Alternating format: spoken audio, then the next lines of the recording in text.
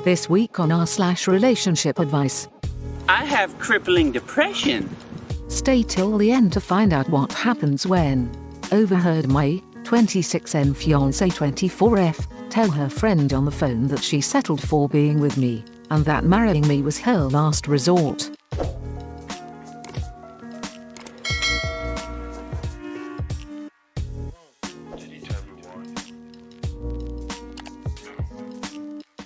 I, 34M, conducted a paternity test behind my wife's back on our 12-year-old son.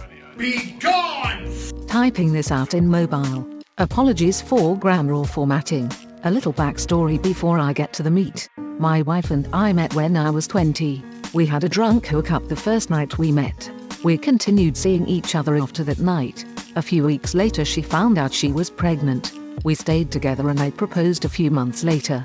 I had doubts about her pregnancy lining up with our timeline, but I never brought it up or discussed it. Not to mention I was in the military and deployed a few months later. My proposal weighed a lot on her carrying my child. I grew up in a home without a dad and never wanted that.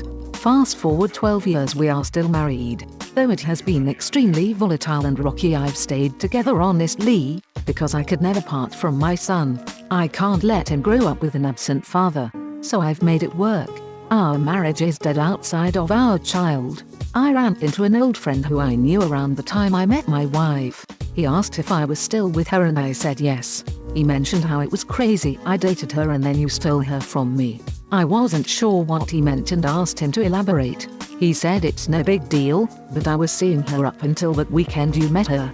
I dropped it, but inside my doubt and insecurities ran wild. I couldn't get it out of head. I broke down and bought a home DNA test kit and used it on my son and I without telling my wife. The results came back today.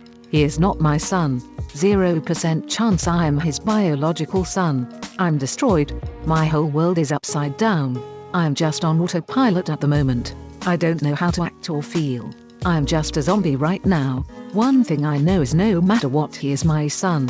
I've been by his side the moment he was born and will absolutely never abandon him. Absolutely nothing will change that. What I haven't decided is how, if at all, I bring it up to my wife. I feel like my whole marriage was a lie. I can't help but wonder if she knew. How do I confront her? Regardless that I'm not in love with her, I still love her. This will crush her. This will absolutely devastate her. I don't know what to do. I plan on seeing a counselor, therapist ASAP. So many emotions and thoughts flooding my mind. Just need some help to bring me back down.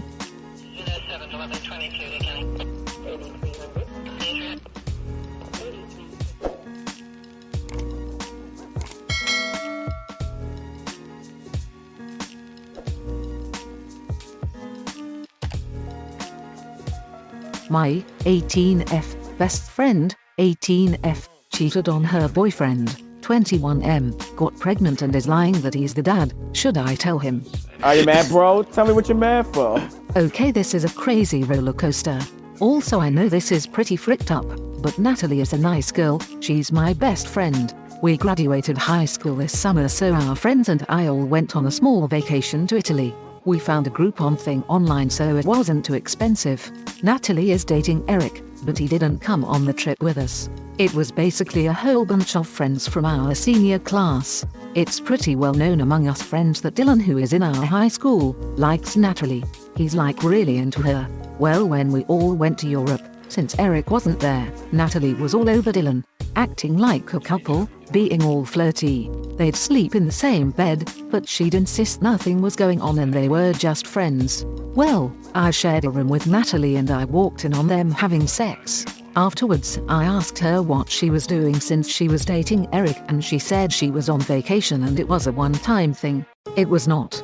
We were there for a week and they had a ton of sex. Dylan's dreams came true that week, but only I knew about it since it was our room. Everyone else had their suspicions, but I was the only one who really knew the truth. When we got back home, she promised me that she was just crazy since she was on vacation and she'd never cheat on Eric again. She kept saying how he was amazing and perfect for her and to please not tell anyone. So I promised to keep her little fling a secret. fricked up, I know, but I have more loyalty to Natalie than Eric. She continued to act like everything was fine, but she recently told me that she's now pregnant, and I asked her who the father is and she gave me this look, as if I slapped her across the face. She said it's obviously Eric, and I reminded her about Dylan, and she insisted that Eric is the father and to never mention Dylan in front of her again. She's terrified since she was supposed to start college, but she told Eric and he told her not to worry and he'll take care of her and their baby and he loves her and that they'll be okay. She told me he was a little scared, but he begged her not to have an abortion and promised that he's gonna be a good dad. He wants to get married before she starts showing since they both think it looks tacky wearing a wedding dress and being obviously pregnant, so she's busy planning a quick wedding too. Dylan is obviously the father, like 100%. They were freaking like rabbits in Italy and I don't think she knew how to say "where can I buy condoms" in Italian. I feel bad for Eric since he's like already buying cute baby clothes and prenatal vitamins and doing research on what she needs to be eating. I love Natalie, she's my best friend, but this is so fricked up, like I feel really bad for Eric. I know she's scared and Eric would obviously be the better dad, but come on, that's not his baby. Dylan is 18 and he's nice, but definitely not ready to be a father. Eric is older and he's graduating college soon and he has a car and an apartment and he's a good guy, but it's not fair for him. I know she's trying to save her own ass, but it's her fault for cheating on him. I don't know, like if I tell Eric, Natalie will hate me forever for ruining her life and her baby's life.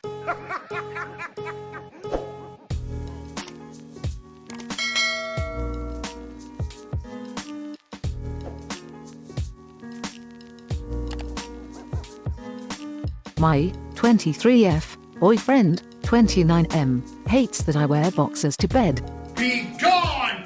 We've been together 3 months. My sleepwear consists entirely of tank tops and underwear. I have underwear for during the day and for dates, which is primarily small and lacy, and then I've got women's briefs and men's boxers, usually a cotton blend, for sleeping. They are really comfy and really big. I don't think they are ugly, they are just not very cute. My boyfriend slept over last night and I went to get dressed for bed, and as I pull out the briefs he goes, "Do you have to wear those?" So I pull out the boxers. He says that's worse and asks if I can wear some of my nice underwear to bed. I tell him that wearing lace all day and then overnight and again the following day is how you get yeast infections, and he asks me why I had to mention yeast infections. I put them on and go to get into bed and he asks me to take them off, not for sex, but just so I'm not wearing boxers to bed. I ask him what the big deal is and he says, "Forgive me for wanting to find you attractive." I don't know what to say to that, but he rolls over, straight asleep, no cuddling. This morning I wake him, we kiss, I'm thinking it'll lead to sex, but he touches my boxers, stops, gets dressed and leaves. This is starting to affect my self-esteem just a bit. I'm only wearing them because they are comfortable and I don't want to buy all new stuff, but this is apparently a real turn-off for him and it's causing problems. What do I do to fix this issue without completely caving? Do it!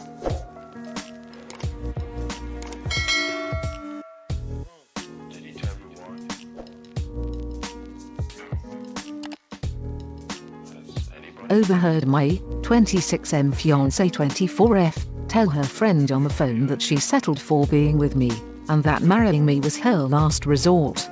You are fake news. Update 2. Just did one of the hardest things I've ever had to do.